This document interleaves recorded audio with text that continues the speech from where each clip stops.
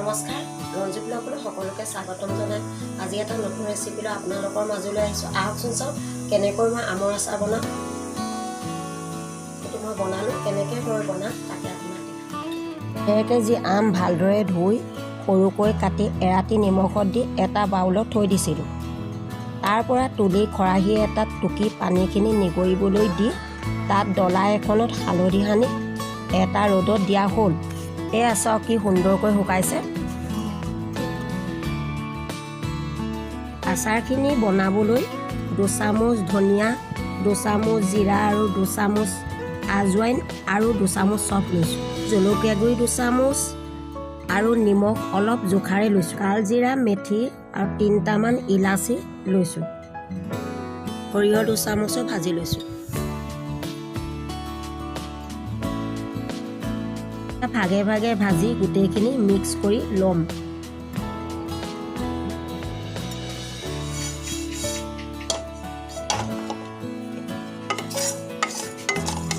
মছলাখিনি ভাগে ভাগে ভাজি গোটেইখিনি মিক্স কৰি লৈছোঁ।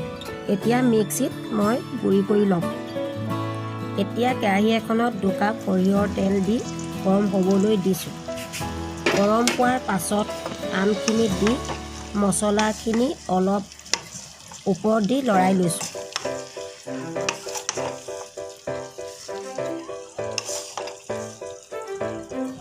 ভাজি লোৱা সৰিয়হৰ গুড়িখিনি ওপৰত দি ভালকৈ লৰাই লৈছোঁ। খুবেই ধুনীয়া গোন্ধ আহিছে। মছলাৰ গোন্ধৰে মলমলাই গৈছে ঘৰটো। ওপৰতে 1 চামুচ ভিনেগাৰ দিছোঁ, যিহেতু আচাৰখিনি ভাল হৈ থাকে ভিনেগাৰ দিলে।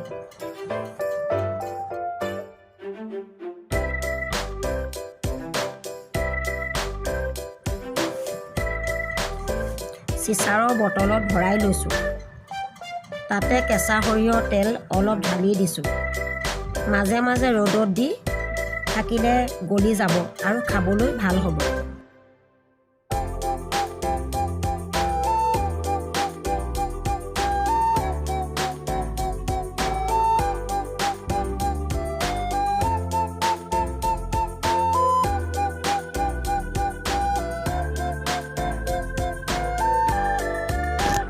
ঘৰলৈ যাওঁতে ফৰকাটিং অভাৰব্ৰিজখনত এটা স্নেপ ধৰি ৰাখিলোঁ। সঁচাকৈ ৰাইজৰ বহুত সুবিধা হ'ল। ট্ৰেইনৰ বাবে ৰৈ থাকিবলগীয়া নহ'ল।